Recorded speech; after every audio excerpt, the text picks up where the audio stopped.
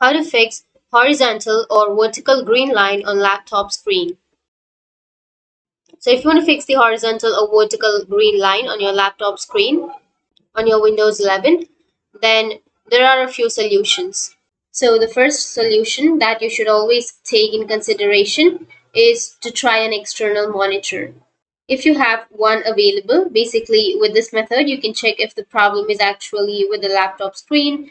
Then you can find out further if you have to deal with your graphics card or if you have an intrinsic hardware issue. So if you can connect your laptop to an external monitor and if you see the same line, then it's definitely a graphics card issue. Maybe you have to update it.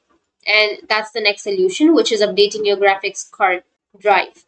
To do that, you just need to simply right click on your Windows button, then go with the device manager option. Once you're under the device manager, now you'll get this kind of interface where you need to expand your display adapters, and then you need to go with the graphics and right click on it, go with update driver and go with search automatically for drivers. And here if it says then your best drivers for your device has already been installed, then you need to simply restart your computer and recheck that issue. Close that and then again go with the next one and go with update driver.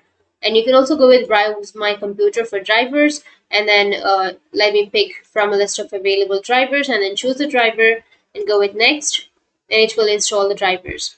Once it's installed, you just need to simply restart your computer, and once you've restarted, then your problem will be fixed.